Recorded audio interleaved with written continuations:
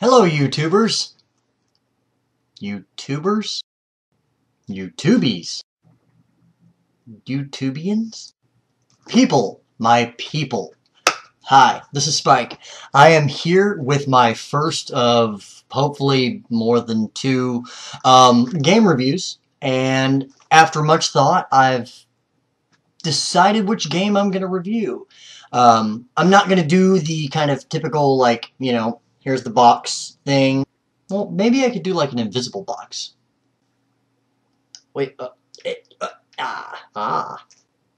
Nobody holds a box like that. Be holding it all.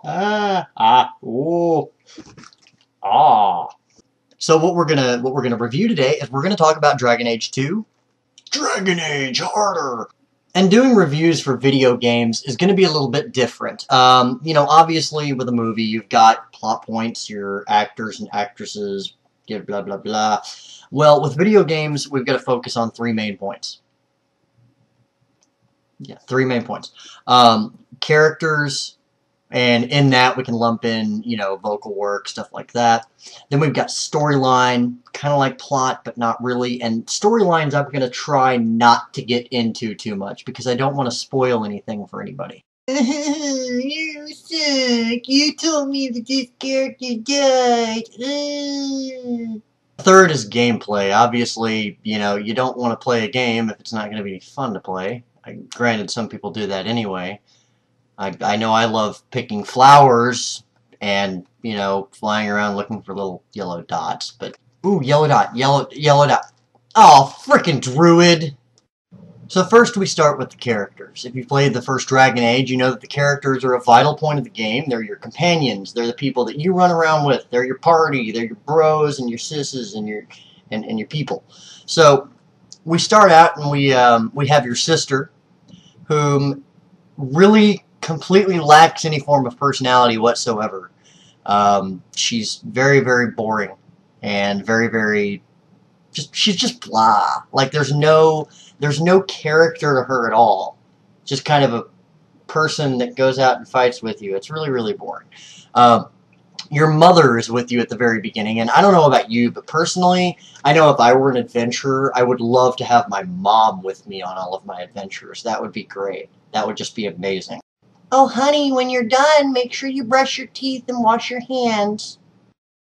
And then you've got Varric. Varric is a dwarf. He's a rogue, basically. And he is telling the story as you play the game. He's not the greatest storyteller. He embellishes just a little bit. He's kind of being interrogated. So he's having to explain everything that happened. He's a very prototypical dwarf. He's amusing, he's funny, but he's very, very cliche. He's just what you would expect out of a dwarf. He's not very special, in my opinion. And then we've got Meryl. Meryl. Meryl is a cute little elf, very magical creature. She's a bit, really, really, really, really naive. And she's basically gifted to you by her tribe, I guess you could call it, her clan, to go along with you because she wants to get out of the village. Little do you know, she's got a couple secrets here and there, and you'll find that out along the way as well. Eventually, you'll run into Fenris. Fenris is an elf as well, and I'm telling you, he's very strange. Starting out, you assume the role of Hawk, very manly name, and you're a refugee in Lothering, which is a location you might recognize from the first game. Basically, it thrusts you directly into combat. You're in this big boss fight, and you run into a few familiar characters along the way. The starting point definitely gets you ready for combat, although there's some points there where the combat to me is a little lacking.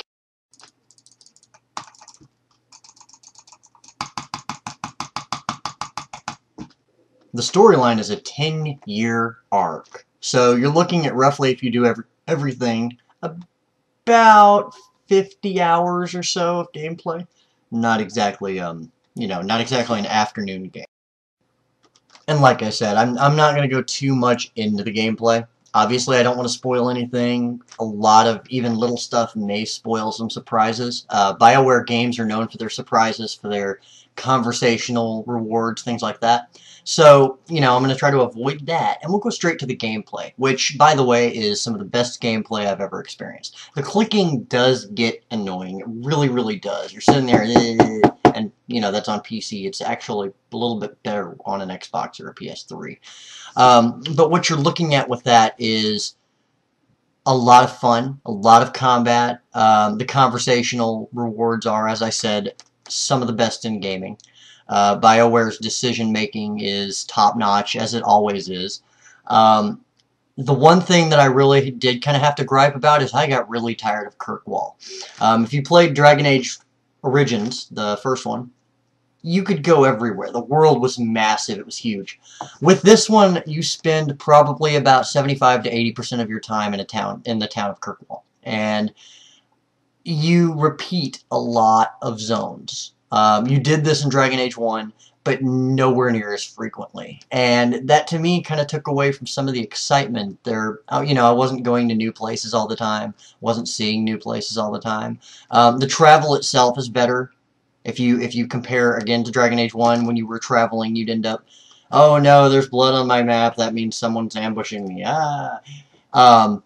With Dragon Age 2, you don't have to worry about that as much. It can happen, but it's not nearly as frequently, which to me is better. So, overall, I would say Dragon Age is worth buying. It's probably going to be one of the best RPGs of the next several years.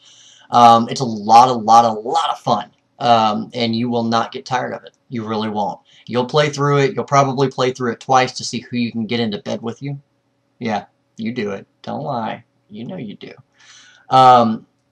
And if you have the opportunity to pick it up, definitely do. BioWare has also been very, very innovative in a sense that there's Facebook games now you can jump on. Those Facebook games will give you in-game rewards, as well as you've always got DLC coming as well. And you've got more content in general being released periodically. You've got the downloadable content, but you've also got the little expansions that they release on top of that. So overall, this game is going to be really, really fun for pretty much everyone if you're into the RPG format. If you're not, then you're probably not going to like it.